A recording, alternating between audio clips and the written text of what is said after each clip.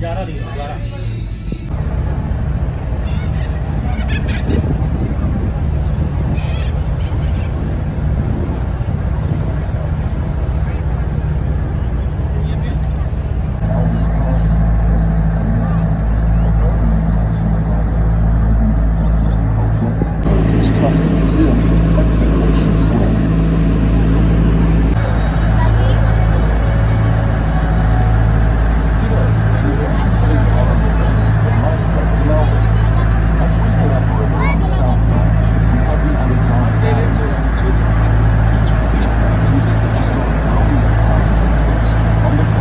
Symbolize different life forms.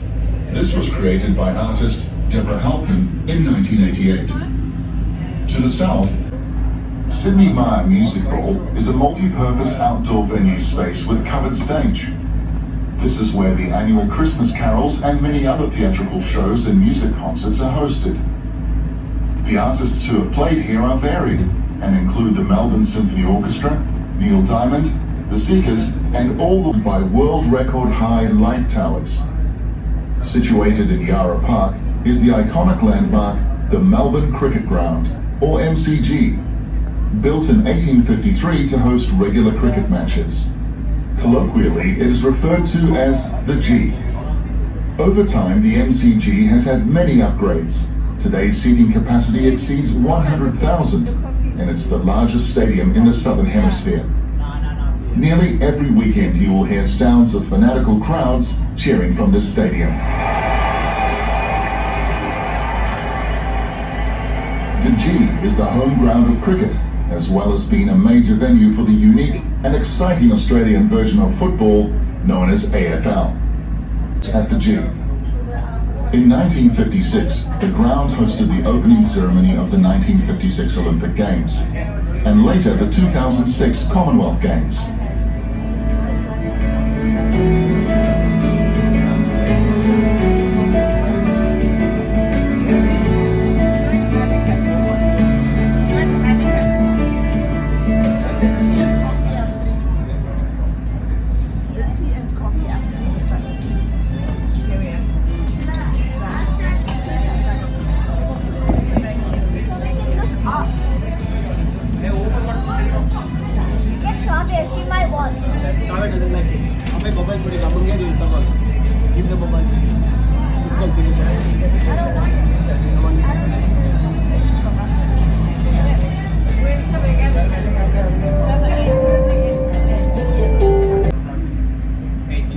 Looking back over to our right, we have the renowned Royal Botanic Gardens. Seeing it today, it's hard to imagine that it was once marshland and swamps. In 1846, about 94 acres of land was reserved for gardens. Today, around 5,000 individual plants and over 10,000 floral species are on display. If you are after tranquility, we have the inner suburb of Richmond. From 1851 to the late 1860s, the Victorian gold rush period saw massive immigration, and Richmond became very popular with affluent settlers.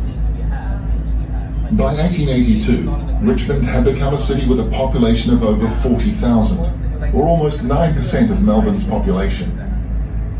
On the right, we have the now densely populated suburb of South Yarra. In the 1940s, South Yarra became the retreat. We are now entering a man-made section of the river that was all land that originally adjoined the island. Coming up to the north of this island, looking through the elevated freeway, you can see the Burnley Depot, which serves as a base of the building material in the early days. After the quarry had been abandoned, the artificial island was created in 1928 by cutting the outer bend of the quarry and allowing the quarry to flood. The cutting created this channel that runs through the north of this island, which is known as the Quarry Cut, effectively severing what was a large bend in the river and creating Herring Island. Shortly we will begin our journey downstream. In the 1990s, Herring Island was developed into an environmental sculpture park.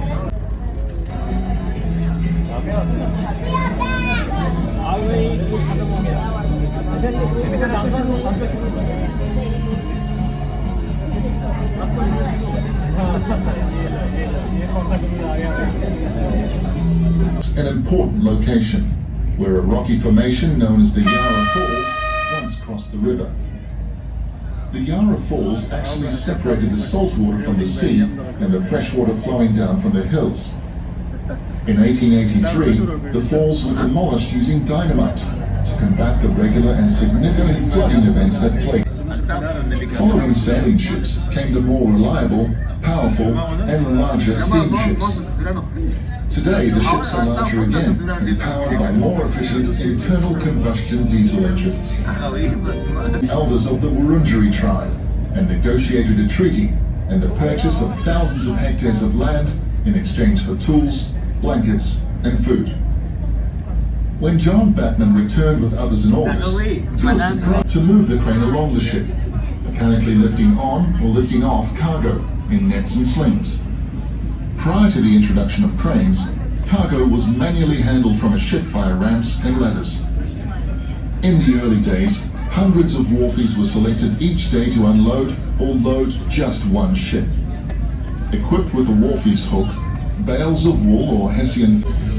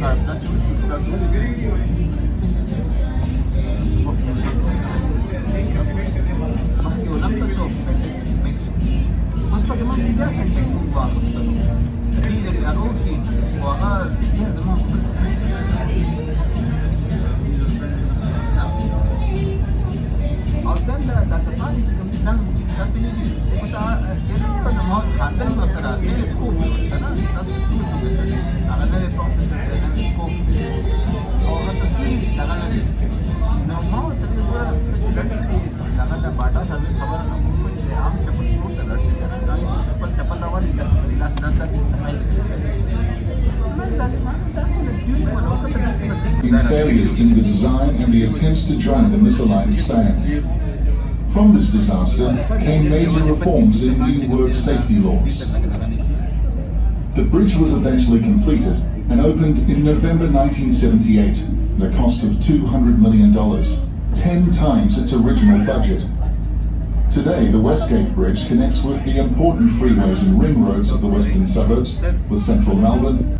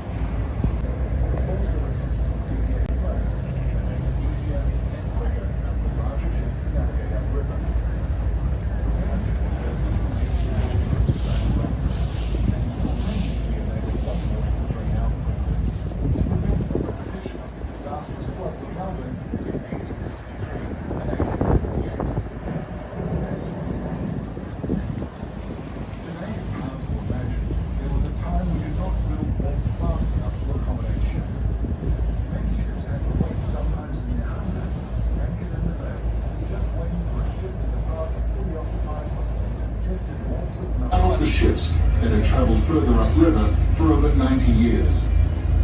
It is the lowest bridge on this tidal river, and there are times even low boats, such as the one you are on, cannot get under at times.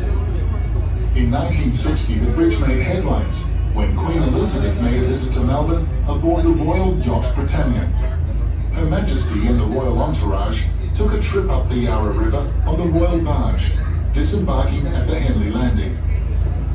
Not realising the freeboard had changed, with less people on the boat, on the way back the Royal Barge, now riding higher than when it came up the river, embarrassingly got stuck fast under the bridge.